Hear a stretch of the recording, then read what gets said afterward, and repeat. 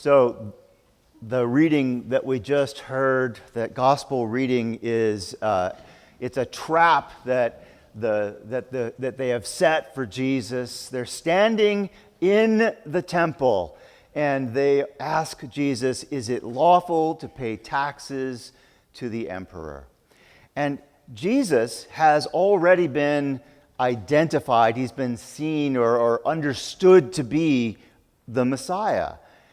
And so no matter what answer he gives, they think they've got him. Because if he says, yes, you should pay taxes to the emperor, then he loses all of those people for whom the occupation of Rome is the whole point of having a Messiah, right? If he's the Messiah, he should be getting rid of Rome, not telling people to pay their taxes. And if he says, no, don't pay your taxes, well then, it'll be great for those who thought, well, the Messiah would surely never tell us to pay taxes to Rome. But then, of course, he becomes a seditionary voice, and Rome will arrest him and put an end to him. So there's no way out. But Jesus finds a way out, and he says, show me a coin. Now, the thing that you have to remember is that, okay, you remember the story about the changers, how Jesus turns over the tables of the money changers in the temple? The reason there were money changers is because you're not supposed to take Roman coins into the temple.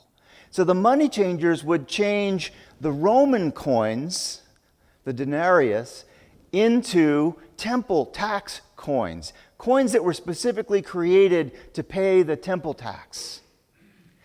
And the problem, of course, with the Roman coins is that they have the picture of Tiberius Caesar on them, and they proclaim him to be the son of the august son of Augustus, who is the high priest, and of course was declared to be divine in and of himself. The Jews don't buy all of that stuff. They don't want that in their temple. So when Jesus tells them, show me a coin, and they reach into their pocket and pull out a coin, they've shown themselves to have already violated the law. They shouldn't have had it. They shouldn't have been there with a coin. All right? And then he goes on to say that enigmatic thing, give to the emperor what is the emperor's, and give to God what is God's. Now, in this setting, that is clearly it's like a legal maneuver. It's a trick. He has outsmarted his adversaries.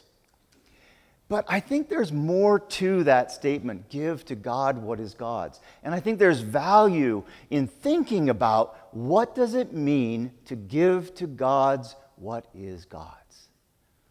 And we say that all things belong to God, that God is the creator, that God is Father of all, that God is above and within and among us. And so if all things are God's, how do you give to God? It turns out that it's a wonderful spiritual discipline. It's a wonderful spiritual practice to just spend your life figuring that out. How do I give to God what God loves? How do I give to God something that makes God happy? How do I give anything in any context that is a blessing that God would appreciate? Well, here at St. Dunstan's, we, since 2012, have had this feeding program. And that feeding program became one of the ways that we give to God what is God's. And in this past, in September, we completed a new video. And this video is an illustration of our feeding program. And I would like to share that video with you now. And then after the video, we'll have another And if you all want to see the video, you're welcome to move to the other side, find yourself a seat, and you should be able to see it.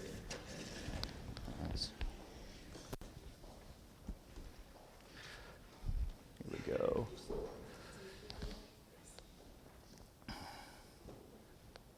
Oh, come on now.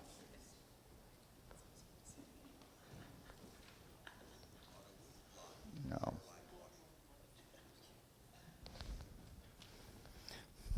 It worked before. Here we go. Arr. Okay.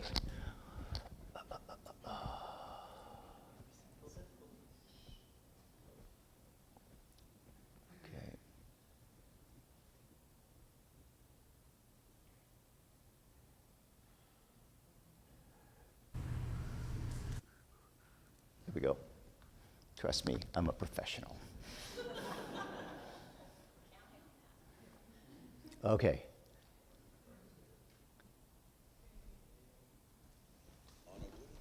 On a wooded lot in Shoreline, Washington, at the very northern edge of Seattle, sits a small church with a big heart for feeding hungry people. St. Dunstan's Episcopal Church. In Matthew 25, in the parable of the goats and This should do it.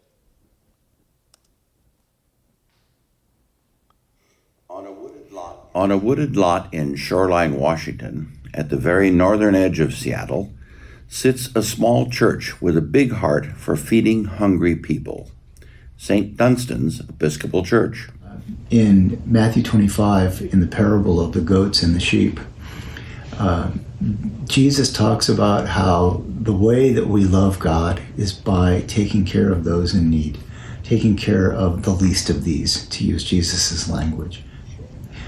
At St. Dunstan's in 2012, we finished a minor renovation. It wasn't that big a deal, but it really improved the functionality of our kitchen. And at that point, we realized we had this amazing resource that wasn't being used most of the time. And one of our members, Joseph Hinkoffer, came to me and said, "Hey, can I use this kitchen to feed people? I'd like to make a meal every couple of weeks for Tent City 3. And I said, well, I love the idea, but what if instead of you doing it alone, we create a team and see who else wants to do it? As a young man, Joseph Hinkoffer trained as a chef in his native Germany. Later, living and working in Seattle, a motorcycle accident left him temporarily unemployed. Without income and hungry, he knocked on the door of a church and asked for food. All they could find was a can of cooked spinach. Joseph ate the spinach, but it tasted horrible. First of all, I love to cook. Like I said, that's my poetry, my relaxation, and then watching the homeless folks not having a decent meal, and then suddenly I remember the can of spinach,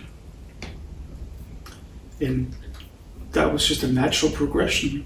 Our parishioners started donating monies and time and effort, and wanted to volunteer. Hey, can we join you? Can we join you? I said, fine. And all of a sudden we found ourselves with too many people and not enough to do. Let's do it every Tuesday instead of every other Tuesday. Then from there on, it just expanded. It was like an avalanche, a snowball that was impossible to stop. Well, then more people came. They heard about it. So we decided to morph into a community meal. And that's how the community meal actually evolved from the natural progression.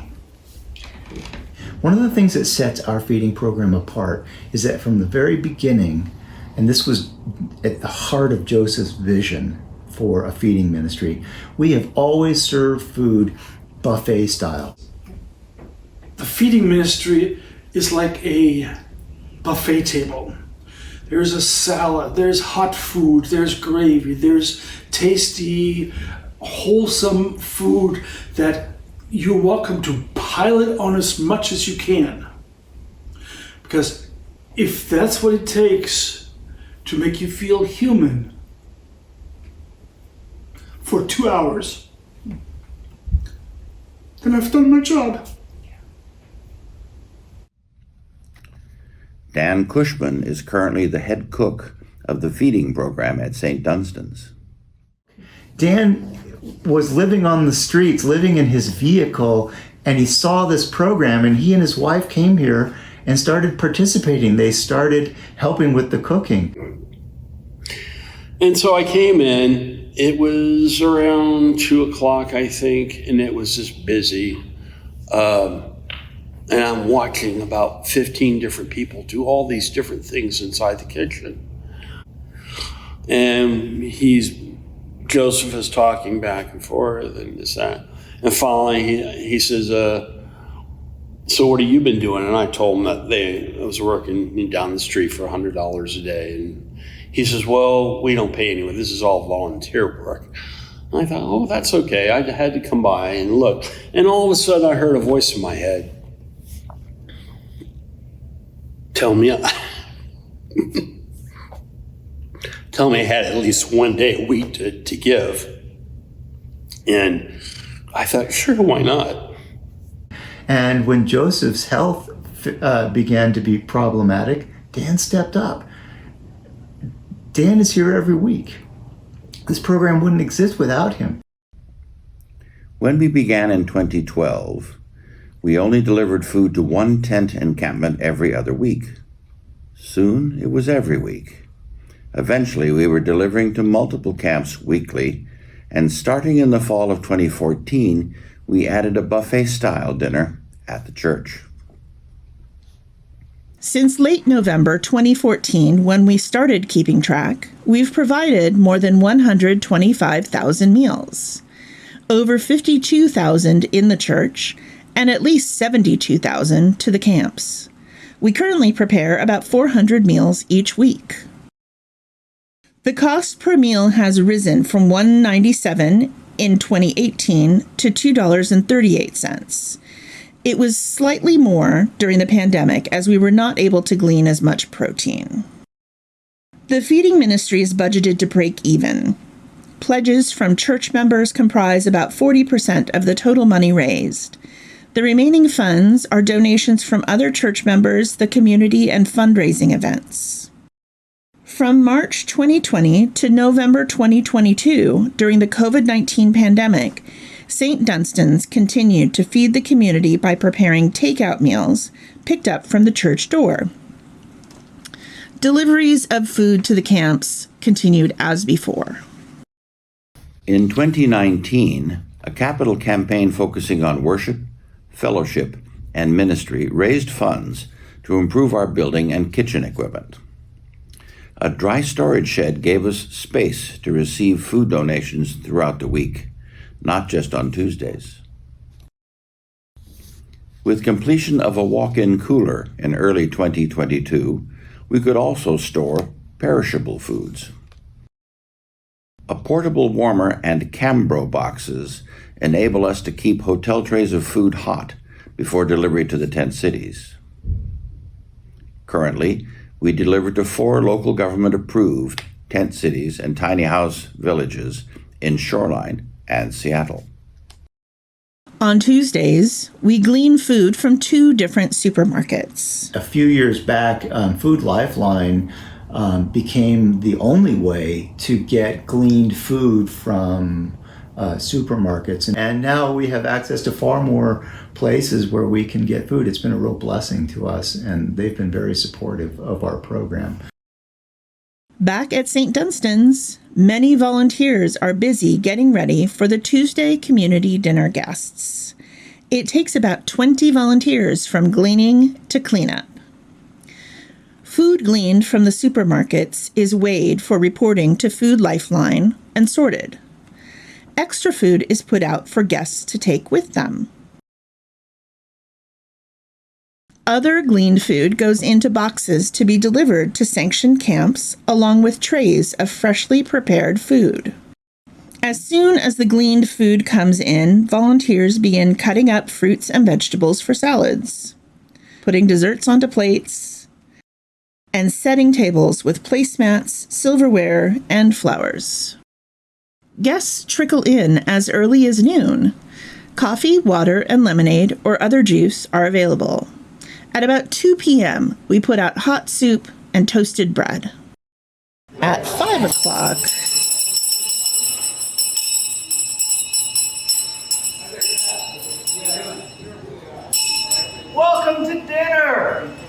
All right, I'm going to say a quick grace and we'll get started.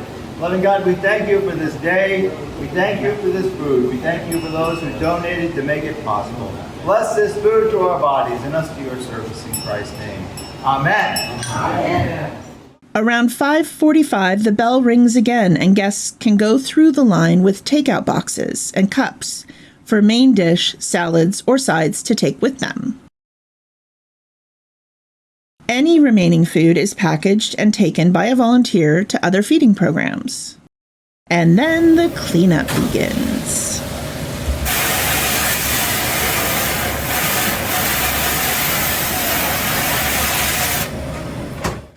And it's really healthy. It's healthy for our community that we're doing what we're doing. I don't know where God will lead us next, but I do know that we'll keep feeding people, and we'll keep advocating for those who are without shelter, and we'll keep looking at the needs of the people around us and asking, how can the gifts God has given us be put to good use? Wherever you are in your spiritual journey, however you found your way into this place, whether you are rich or poor, living in a tent or a mansion, whatever the color of your skin, whomever you love, you're welcome in this place, and you're welcome at this table. There is food enough for all. Come and be fed.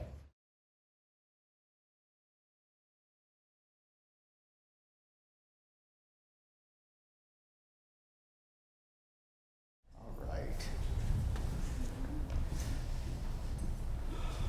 There you go. All right, now I would like to introduce our guest speaker for today, Terry Rogers. Terry comes every Tuesday, almost completely without fail, and I would like him to explain to you why he would do such a thing.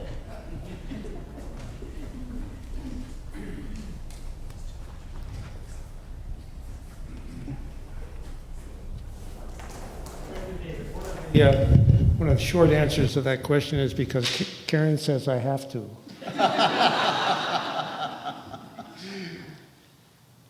So I want to make it perfectly clear that I am one of many volunteers. There's nothing special about me or what I do. One of the byproducts of cooking, of course, is and eating is dirty dishes. So there are dishes to be done. When David asked me to make a few comments, I thought about this issue of volunteering. Why do we volunteer? What leads us to do that? And I looked up the derivation of the word volunteer, and actually it's like many of our words, it originates in Latin via the French volontaire. And initially it was a noun that describes someone who willfully joined the military. Well, I don't think of this place as a military, except on occasion. But it's an interesting word because it's of course expanded its definition, and it ticks all of the English grammatical boxes. It's a noun, she is a volunteer. It's a verb, she volunteers. It's an adjective, she is a volunteer person. And it's an adverb, she did this voluntarily. Cool. I like that. My English teacher from 8th grade, Miss Liddy, would be very proud. So why, in fact, do we volunteer? What is it about it? And I can answer this only for myself. You would have to answer that question for yourself. And in thinking about this, it brings me back to my origins. So part of it has to do with what I call churchiness, right? And I blame some of this on my maternal grandmother, whose name was Sarah Jane Victoria Hamill, otherwise known as Vicky, who was born in a small town in Northern Ireland, the town of Moy in County Tyrone. And she, by birth and by DNA attachment, was a profound Anglican, which led her to have very strong opinions about things. strong opinions is a byword for being a bigot, but that's another story. So she led her family, of course, to the Anglican/Episcopal Church in Ware, Massachusetts.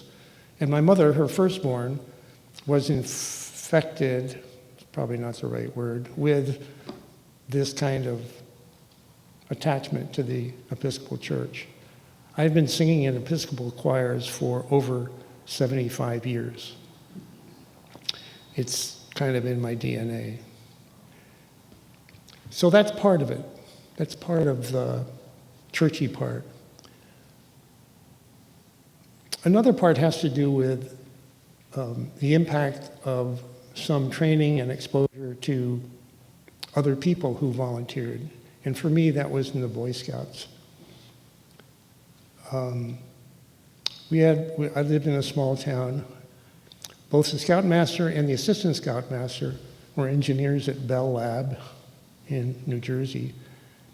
And they spent countless hours with us young men at a time when neither of them actually had children who were old enough to qualify to be in the Boy Scouts. It was really quite amazing.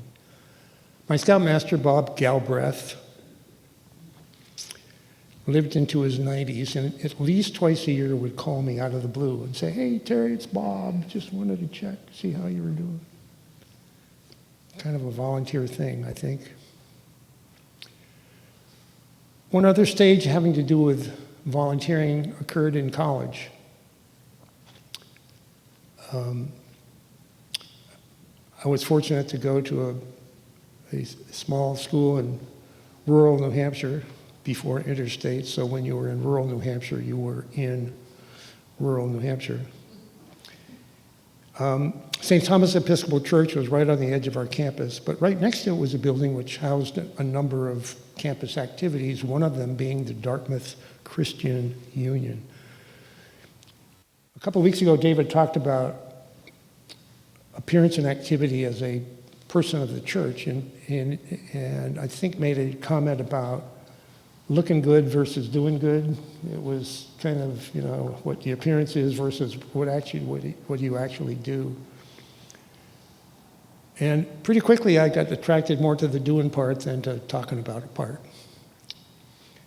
And we used to go out on weekends. Every Saturday we would load up the car with our chainsaws and our axes and go cut up wood and split it for people who in need. So that was a pretty profound experience also. Which leads us to the dishes. Why dishes? Well, the short answer is because they're dirty and they need to be cleaned. The longer answer you've heard some of. But the reason to keep coming back is that it has more to do with music than it has to do with dirty dishes. There's a pattern, there's a rhythm, there's a flow. And when you're in that flow, people just do the work. There are two stations. There's the plate, dirty dishes, bowls, cooking stuff that my partner Lisa McNeil and I man on Tuesday nights. And then there's the silverware and glasses and coffee cups that Father David does, or more recently, Lynn has, or whoever's there to do that. And then Alice is floating. And when something comes out of the sanitizer, we say, feed the beast. You got to keep feeding the beast because it's the flow. And there's this musical thing to it. There's this rhythm. There's this pattern, which is, I find, which I've grown an attachment to. So that's why I do dishes. There's something in your life that is your dishes. And I'd ask you to think about what that might be. What is it that gives you that sort of pleasure and comfort? We all have a ministry.